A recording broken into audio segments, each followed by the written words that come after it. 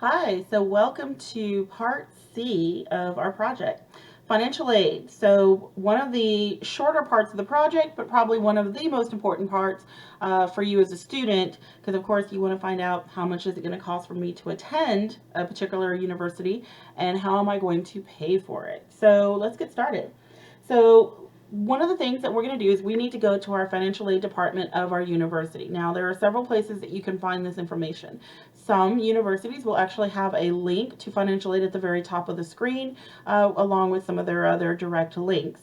Other campuses will have what's like a quick links with a toggle down menu, and you will see financial aid in that quick links. In this case, you see that we have our quick links at the top, and so financial aid is going to be embedded in one of these.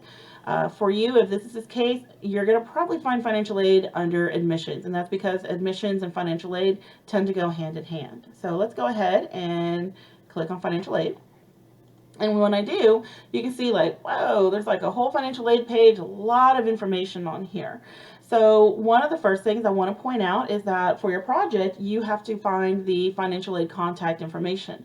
And so in that case, you can see that it is actually very prominently displayed on the page here. Most universities, once you get to the financial aid page, that's pretty much going to be the case where you're going to be able to easily find the contact information, and that's because it is, of course, one of the more popular offices. So we can just go ahead and screenshot, and then we can now move on to the next part, which is how much is it going to cost for me to attend this school. So again, as you are looking at the financial aid page, there are a couple of ways, or several ways that you can find the tuition cost. One is to just simply find a link that says cost of tuition or tuition cost. There are several universities that have that just very clearly stated on the page. Other campuses will have what's called a net price calculator or tuition calculator. And in this case, you click on it and you answer some questions. And so once I answer the questions at the very end, it's going to give me a calculation of an estimate of how much it would be to attend the University of Hawaii. It's going to give me tuition cost, dorm cost, house, dining plan cost, etc., based off of my answers to the questions.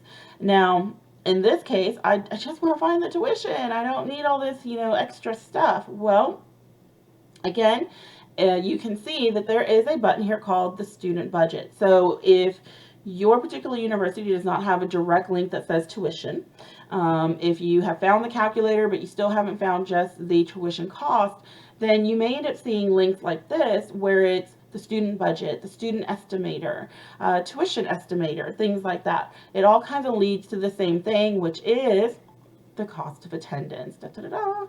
And so we always, of course, want to look at the most recent cost because we know tuition costs always go up, they do not go down. So I click on the link and you can see that it opens up with a PDF that gives me a rough cost of attendance for the 2020/2021 school year. In this case, be very mindful that this is a rough estimate for the academic year. So the numbers that we are seeing are not per semester, it's per academic year. And I say that because academic year is fall and spring. This does not include the cost of summer. So when I take a look at my cost of tuition, it's already broken down into 12 credits. That's perfect. That's exactly what I was looking for. And in this case, you can see that it is broken up into resident tuition and non-resident tuition. We are not residents of Hawaii, which means we would be considered non-residents. So if I wanted to go to this university and I was taking an average of 12 credits per semester for the year, I will be paying about $33,336. Now, it's very important to keep in mind that this is only the cost of tuition. This does not include the cost of housing, dining, books, fees, parking, etc. Also note that it is for non-resident tuition. Some schools, if they are out of state, do have two separate tuition costs, of course, resident and non-resident. but that's not a consistent case. So if you are looking at going out of state, do not let that be something that intimidates you when you are considering looking at different colleges. For example, if you are, say, considering going to a school in Louisiana, LSU does have resident and non-resident tuition, whereas other schools in Louisiana don't. They just charge one tuition cost and that's it. So again, this is something that's going to require a little bit of research on your part to kind of figure that out. The other thing I do want to point out with the resident versus non-resident tuition is that a lot of times I hear students who are interested in going out of state saying, oh, well, that's okay because my aunt lives in Hawaii, so I'm just going to put her address down so I get charged resident tuition.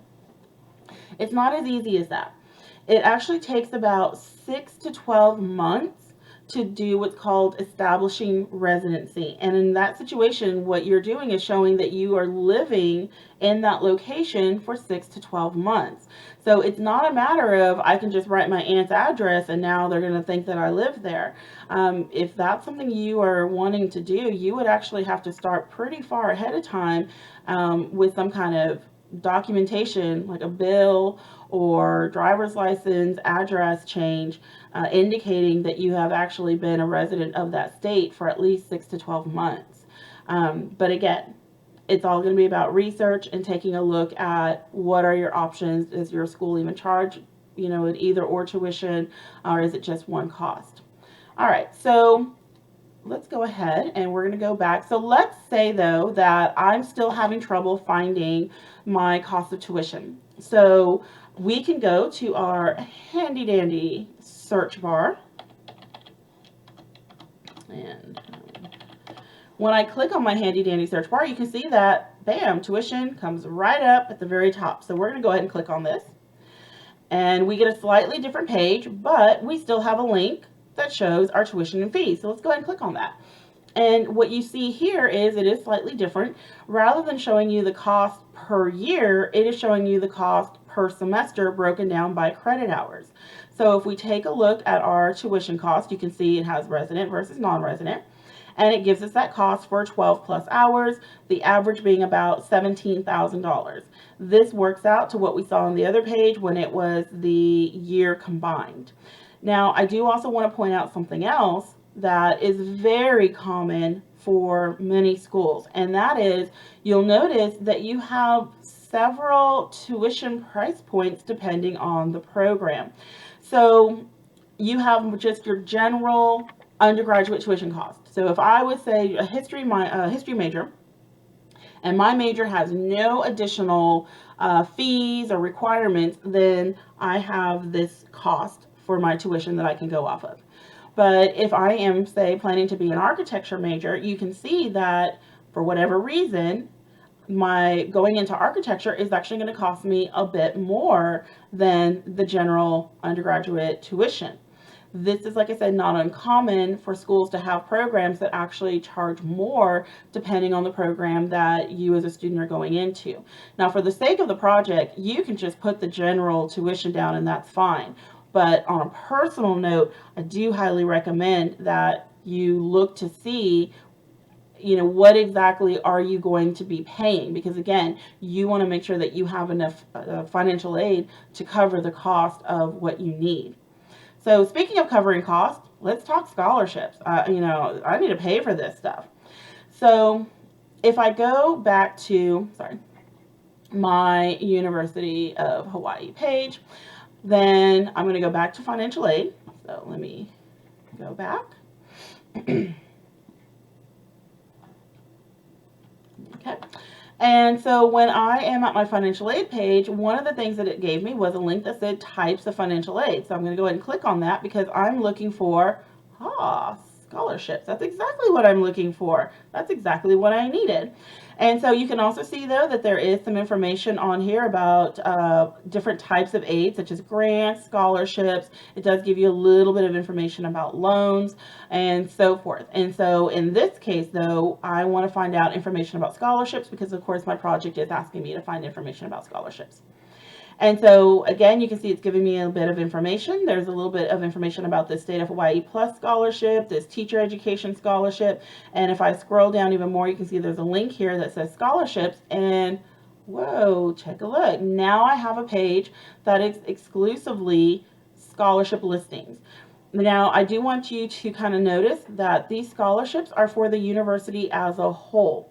One of the things that every university has is that in addition to the overall scholarships, each program has their own internal scholarships.